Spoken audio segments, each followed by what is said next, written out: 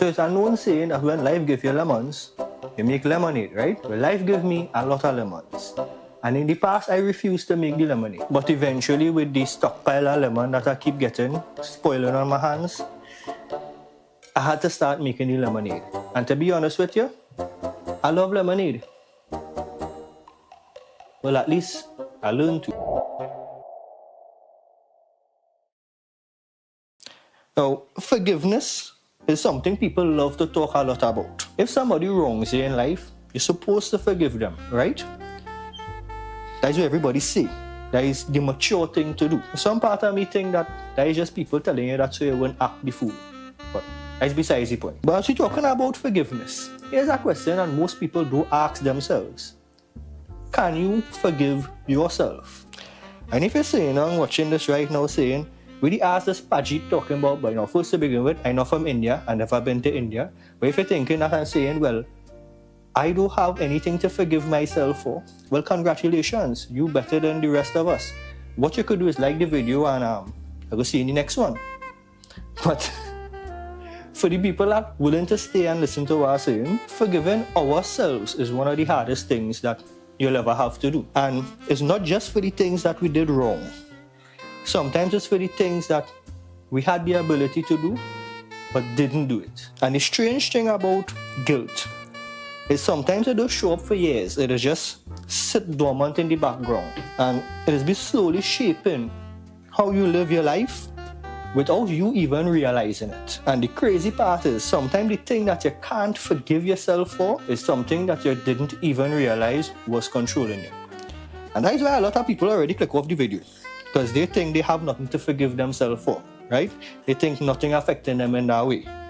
But if you're still here, trust me, this video might help you move on from something that you didn't even know had you stuck in the first place. But to understand exactly where I'm coming from, I had to give you a reference. Something that you could understand and relate to. Now, before I give you the story, I should probably warn you. This is something that I didn't even realize for a very long time was controlling my life. But all of that trickle back or lead back down to one particular point.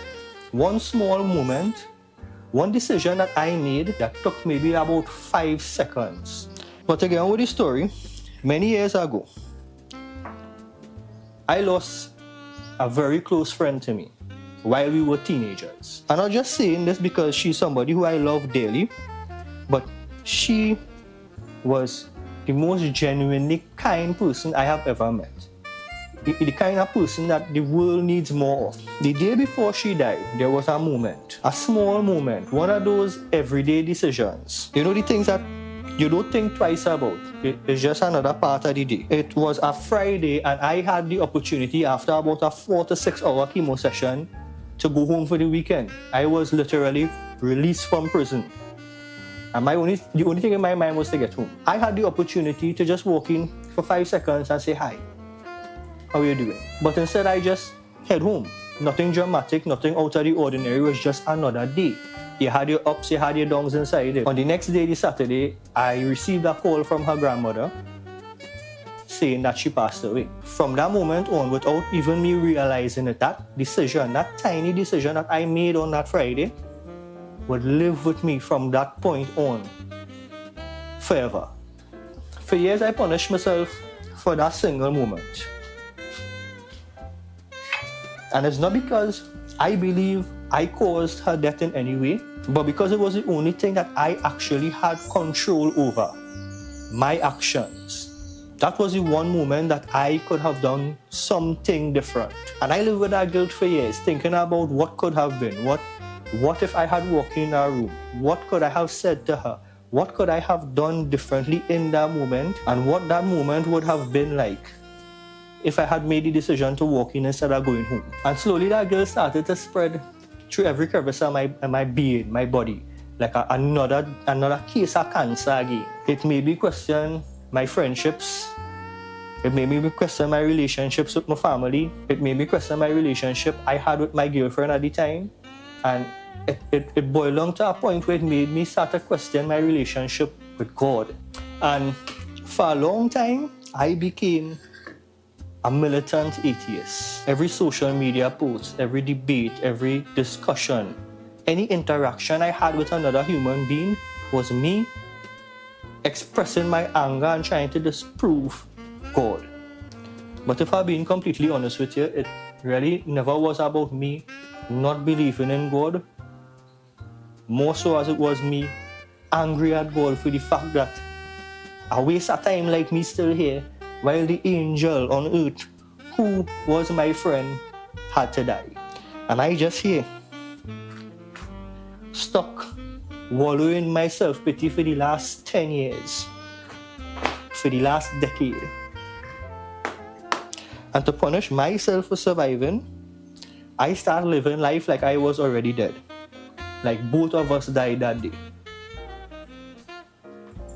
I stopped hanging out with my friends. I found reasons to make arguments and confusion with all of them and stop talking to them.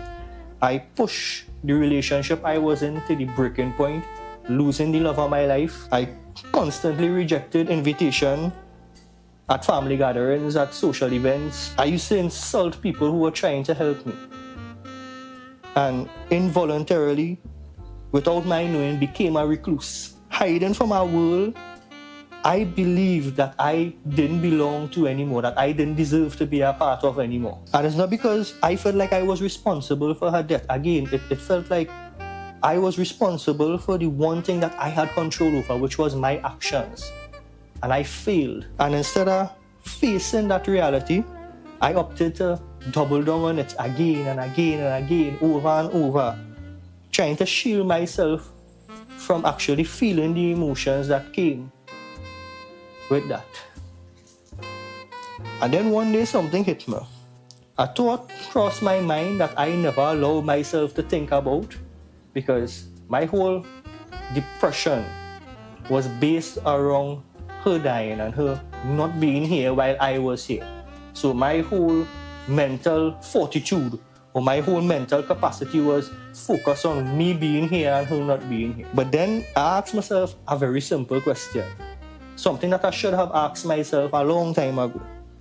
If the roles were reversed and I was the one who died and she was the one who lived like I lived, and then she spent the next 10 years doing what I did, hiding from society, hiding from reality, hiding from feeling the necessary things to move on, would I want that for her? Absolutely fucking not. I will be furious. I will be down in hell looking up at her, asking she would ask you doing, dog. Come now, man, live life better for two of us. And you're probably wondering why I'm in hell. Well, you remember I tell you at that point in time I was a militant atheist, and I said something that really should not have been said. But don't worry about me. I down here with South Park Satan, his boyfriend Chris, and the other boyfriend Bin Laden. Apparently they want to throw another Sweet 16 for Satan because Steve Irwin ruined the last one by showing up not in costume. So, to be honest with you, even now I could hear her short, sarcastic ass looking down at me and asking, dog, I thought you were supposed to be smart. What the hell? It takes you so long to realize this? What's going on with you? I could hear she short, sarcastic ass saying that right now in heaven. She and God watching me and laughing at my dotish self. And when that realization hit me, it makes me understand something very important. By not living my life to my full potential, by punishing myself for surviving, I was actually doing a disservice to her memory. I was dishonoring her memory by being a slob, by being not able to properly connect with my emotions and feel the things I'm supposed to feel to understand why I need to move on. In a strange way, and I do like to say this, but it's the truth, in a strange way, it was like I was repeatedly bringing up the memory of her dying. Once in her actual death, and then every single day I get up and refuse not to live my life, the life that I get to live. For a long time, I kept asking myself the wrong question. The question was always, can you forgive yourself? But the more I've thought about it, the more I think that the question should be, why should you forgive yourself? And not from an authoritarian standpoint, not from why you should forgive yourself, not like that. Because when you sit down and you ask yourself that question honestly and logically, you start seeing things differently. Maybe you didn't know the future. Maybe you made the best decision that you could have made at that point in time. Maybe you're just human. Bye.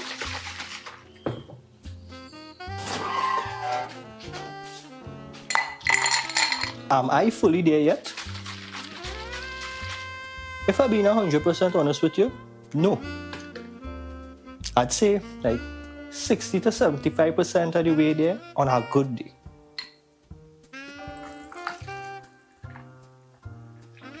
But that's a lot better than where I used to be. So maybe the question that you should be asking yourself, if you really want to break through this mental block that the guilt of losing someone you love creates, maybe that question isn't just, can you forgive yourself? Maybe that question should be more like, why should you forgive yourself? Give yourself the perspective of the person that you lost. Put yourself in their position wherever they are. And if you were the one watching this person, the person that you love, suffer from the memory of you and not live their life, not even to their full potential, but just live their life, would you want that for them? Exactly. Anyway, lemonade come out real good. I mean, you either love it or you learn to, right? Jeremy from Mongdal. I'll see everybody in the next one. Don't forget to like and subscribe. And make some lemonade for yourself too. Later.